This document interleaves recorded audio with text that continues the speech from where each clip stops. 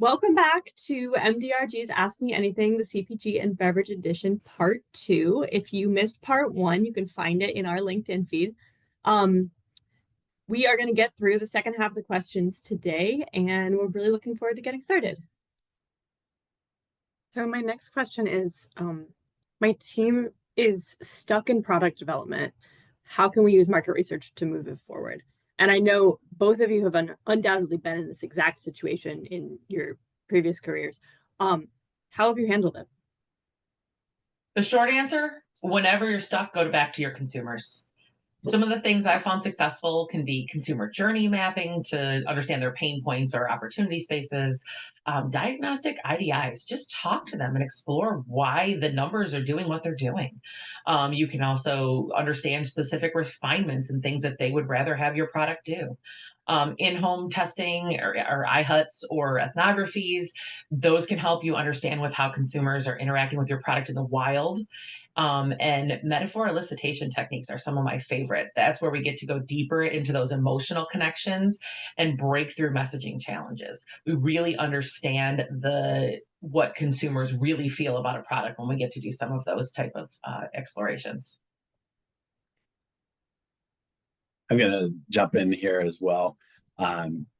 Completely agree with that.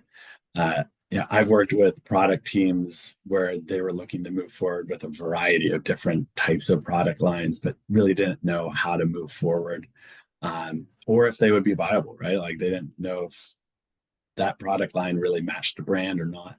And to echo what Amy was saying, we decided to approach this by really going back to the customer and understanding what their needs are and if these product lines really aligned with the organization. Yeah, awesome. And I think that's so interesting, Amy, that you're bringing up our whole mind methodology and really looking at what are those underlying motivations that are pushing consumers, because that can really help unstick projects in certain stages of development. Our next question is, what are common pitfalls to avoid when designing research studies for new product development? So follows really well with the last one, and this is a great question. Of course, when you have a market research company doing your research, we know how to structure a study to avoid these problems, but it's really good for you on the client side to be aware of them as well. So experts, what do you think? Yeah, I'll jump in here. I've seen so many recurring issues in my years of product development. I think the first one that has been a challenge is testing concepts in isolation. Consumers don't experience your product in a vacuum, right? They experience it in a restaurant or at the store. They see it alongside competitive products on a shelf or in a digital environment if they're ordering online. It's really helpful when you can include that competitive context and try to make it as close to real environments as possible. Another big one that I've seen in my years is over-reliance on stated purchase and repurchase intent. Everyone that works with market research knows that consumers often say one thing and do another. And this can be especially true in beverages where social dynamics or consumption occasions can really influence your choices. Which, going back to MDRG's whole mind methodology, that's why I love the way we integrate traditional metrics with behavioral indicators, because it really helps us to bridge that say-do gap for our clients. I see brands that often use their current users exclusively for feedback. And that's important. It's really important to know who's using your product. But some of your most significant growth opportunities can come from the light category users or those buying competitive products. So make sure your research is also including those valuable perspectives.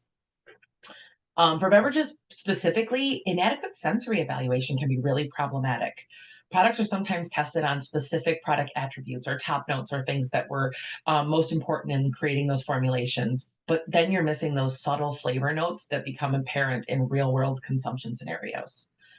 And the last thing I'd say is testing too late in development is a really common mistake.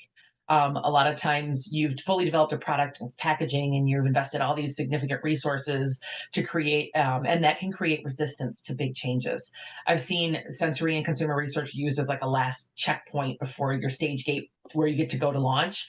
And ultimately the response from consumers was not what they were looking for, and it sent developers back to the bench and reformulations. And that can be very, very expensive. So anytime you can test earlier and more frequently, if your budgets allow, even with rough prototypes, you're going to get course corrections and get much clearer direction. That's going to make it cheaper and easier to implement any changes. Yeah. Great. And that leads us into our next question perfectly, which is what types of research do you recommend for product development? So there's so many options here between qual and quant. Brad, why don't you kick us off? Yeah. I'm laughing and smiling because there are so many options. And I think it really comes down to where you're at in the process of developing products.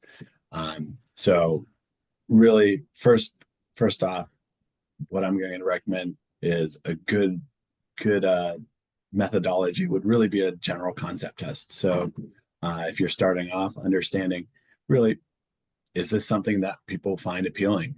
Would they use it? How likely would they be to purchase? And then kind of getting also into a different study called attitude and usage.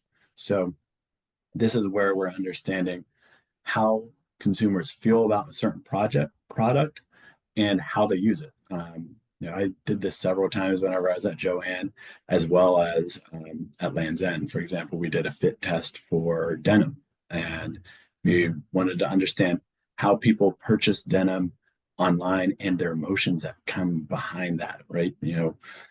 Is it something that like people feel comfortable with? And in a lot of cases, it was very telling on how consumers felt about purchasing jeans in a different different venue than in store.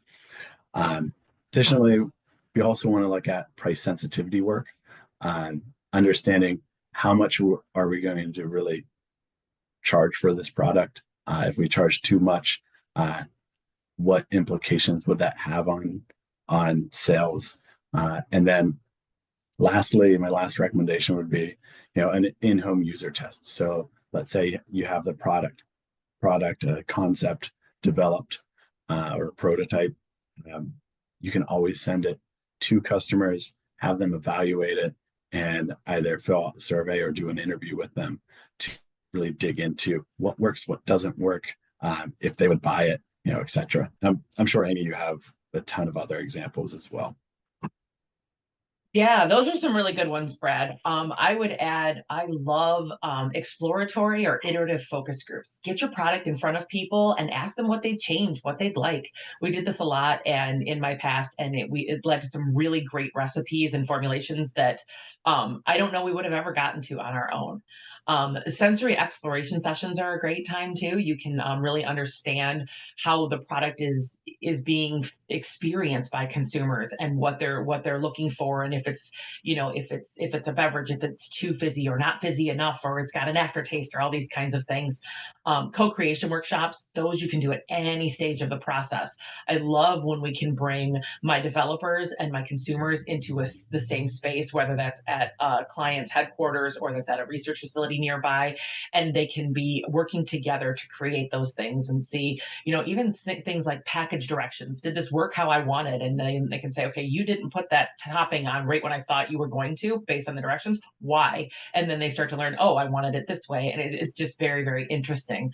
And kind of related to that are like mini ethnographies or shop alongs. And you can do those in real person, like with people, and follow them along, but you can also do it digitally or virtually. There are so many great research tools out there that allow you to experience what the consumer is experiencing right through their eyes and get feedback and input that you would never get in any other way. Yeah, so many options. Our next question is, for new to world beverage concepts, what research methodology sequence do you recommend from concept testing through to market launch? And beverage is definitely in your wheelhouse, Amy, so I'd love to hear what you have to say. Yes. In both of my pizza category experience and my beer experience, I had the privilege of seeing things go from idea to full market launch and understanding what the process is and seeing where there's opportunities and where you can be most successful. I love to start with exploratory qual. Understand the white space and any adjacent categories. Figure out where you're trying to go and the job you want your product to do. Then follow that with some concept testing focused on comprehension, purchase intention, occasion fit, really starting to hone in and zero in on that target that you have. You can even include consumer co-creation at this stage and help develop those concepts or refine them. There's some really fun ways of doing rapid concept refinement that can engage your teams, pull them out of their kind of everyday and bring the consumer along to the journey. And net you a bunch of validated concepts at the end and after just a couple of days of work. When it gets to product development, you need rigorous sensory testing. With beverages, taste is everything. And trained and untrained panels and using your target consumers really help you to validate those sensory experiences. Home use tests are a crucial step in beverage development too, because how a drink performs in real life can really differ from how it is in your controlled settings. You might be controlling the exact temperature, the exact ice amount that you're putting, all of these things, the glassware. Well, at home, they're going to probably do it a little bit different, and seeing how people do it can help you sometimes tease out your formulation to make a product that has larger appeal than it would have if you didn't uncover those things. Before launch, I really love a more quantitative approach with like volumetric testing and market and pricing scenarios. And that's where I definitely bring Brad in to complement the qualitative work. But that can help brands make informed decisions about production and distribution and all of those things that lead up to launch. I think at the end of the day, the key is flexibility. Different products require different research emphasis. Like energy drinks are going to need something different and are going to use a different consumer than an RTD cocktail or even bottled water. But establishing and maintaining that feedback loop between the customer and your insights and product development teams is going to set you up to enter the market in a new space for you with the best chance for success. Awesome answer, Amy. You really know your stuff. All right, this is our last question today, and it's definitely one we get from time to time, especially towards the end of the fiscal year. And we have the answers. So what are some DIY methods to get started with quick internal research on a shoestring budget? Brad, why don't you close us out? Yeah, sure. So thank you. There are a few ways to do this.